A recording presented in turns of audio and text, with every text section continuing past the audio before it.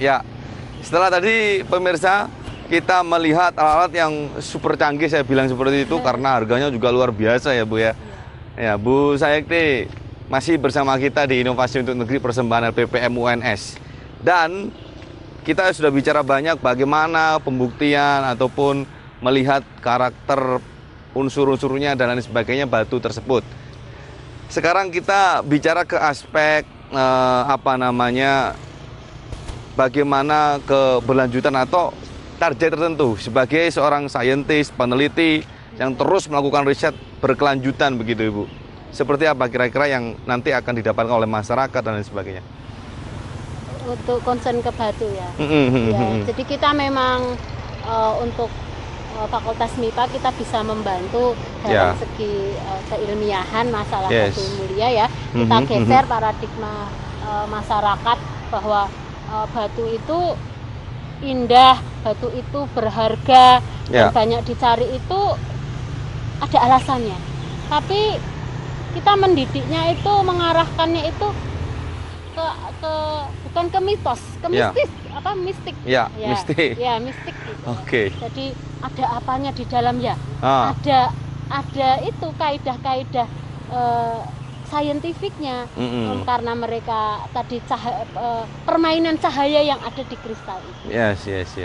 Ya. Jadi kami bisa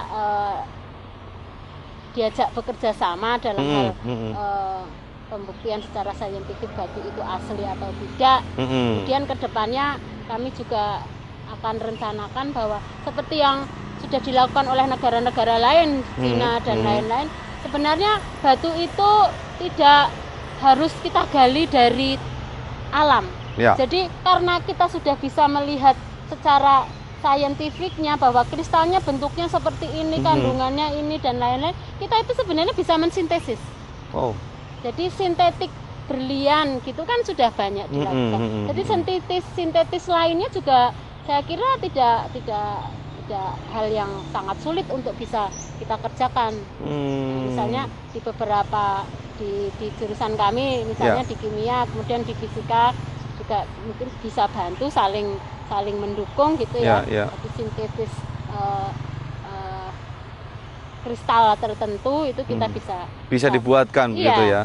Jadi akan beda yang disebut batu sintetis sama batu tiruan itu berbeda. Kalau batu tiruan pokoknya murah, agak sama dari segi warna. Tapi karena bahan utamanya itu sangat berbeda, maka kiloan cahaya yang ditimbulkan tetap saja berbeda.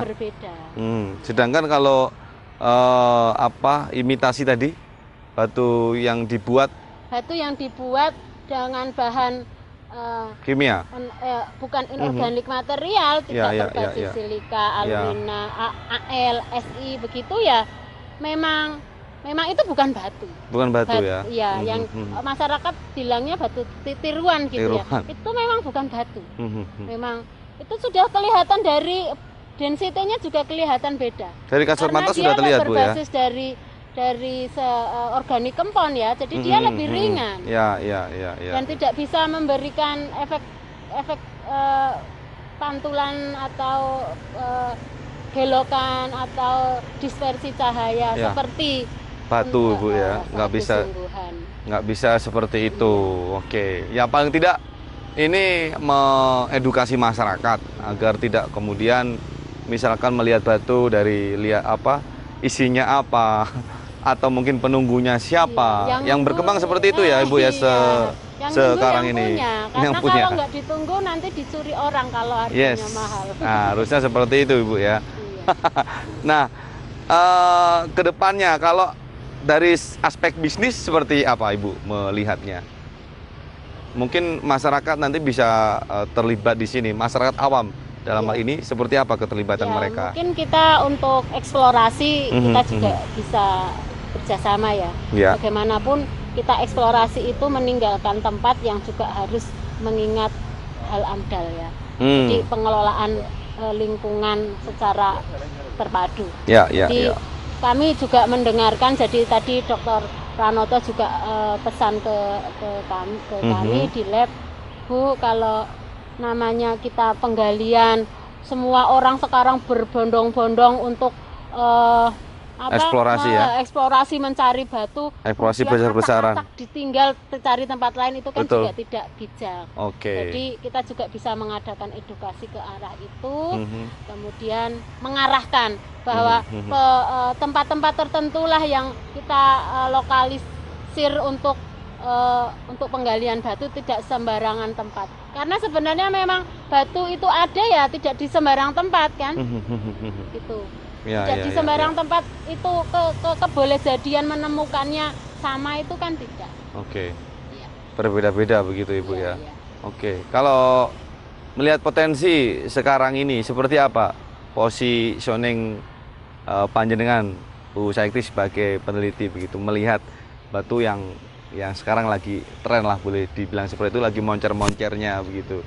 Iya, memang itu suatu ladang yang menjanjikan ya. Iya. Sebenarnya menggiurkan. Concern kita di Fakultas MIPA untuk mendampingi masyarakat dalam hal batu mulia itu sebenarnya memang masih sedikit. Ya. Tapi kita bisa lebih mendekat ke mereka ya, pecinta batu mulia ya, salah satunya dengan memperkenalkan di acara ini ya Pak ya.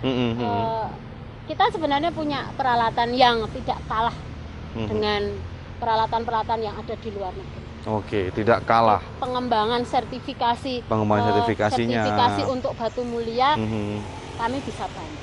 Oke, kalau kita bicara harga nih Bu ya, sebagai peneliti pasti istilahnya segala sesuatu itu apa ya, harus melalui pengorbanan begitu ya. Artinya masyarakat pun yang ingin mendapatkan pencerahan ilmu tentang batu itu, taruhlah kita harus keluar kocek berapa sekali ingin mendapatkan informasi batu yang dibawa oleh masyarakat luas begitu Bu. Kira-kira ada patokan harganya atau bagaimana ini?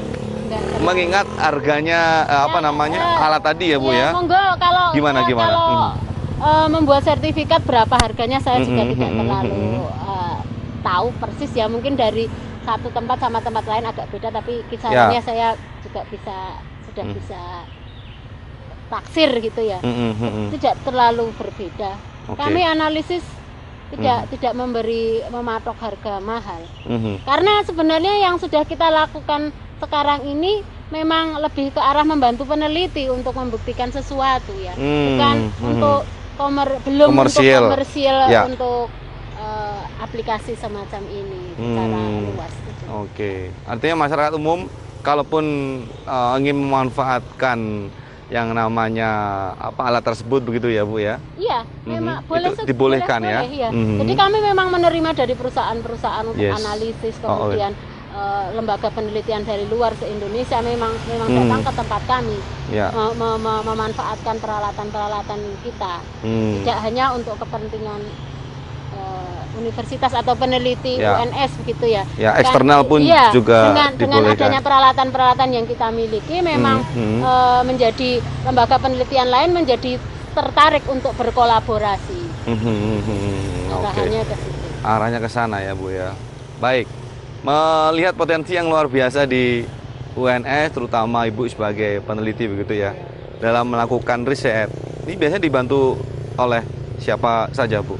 Kalau di laboratorium kita setiap alat, karena tadi kita sudah bisa lihat alatnya itu banyak, itu ada penanggung jawabnya. Ya. Jadi penanggung jawabnya itu dosen-dosen dari fakultas kita sendiri. Ya, sedikit profil XRD, mungkin pengalaman mereka. Misalnya tadi yang XRD tadi yang untuk batu itu Dr. Yoventina itu yang pegang. Jadi dia yang mengelola alat itu, nanti melaporkan kalau ada mesti harus ganti spare part apa, pemeliharaan nanti lapor ke kaleknya. Dan peralatan-peralatan yang lain juga seperti itu. Dan kita dibantu oleh operator dari mahasiswa, jadi asisten gitu ya.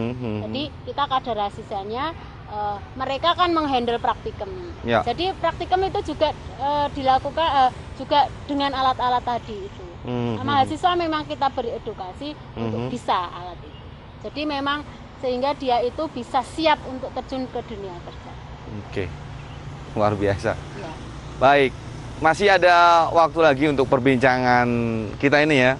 Bu Sayekti, dan termasuk Anda para penggemar batu akik atau batu cincin ini sudah mulai tergambar begitu ya. Kira-kira bagaimana kemudian menginginkan batu yang sesungguhnya itu tidak kemudian dilihat dari mungkin riwayatnya ataukah peninggalan Mbah Buyut atau dan sebagainya begitu Bu ya. Kekunoannya. Ya salah satu faktor ya. Ya salah satu faktor. Barang antik itu kan banyak dicari. Ya, meskipun itu kalau tergolong dengan apa ya? Bukan batunya tapi barangkali siapa yang pernah memakainya ini jadi mahal juga Bu ya. Iya. Jadi prestisius juga batu itu. Iya. Baik, kami akan segera kembali pemirsa di kebersamaan kita Inovasi untuk Negeri persembahan LPPM UNS sesaat lagi.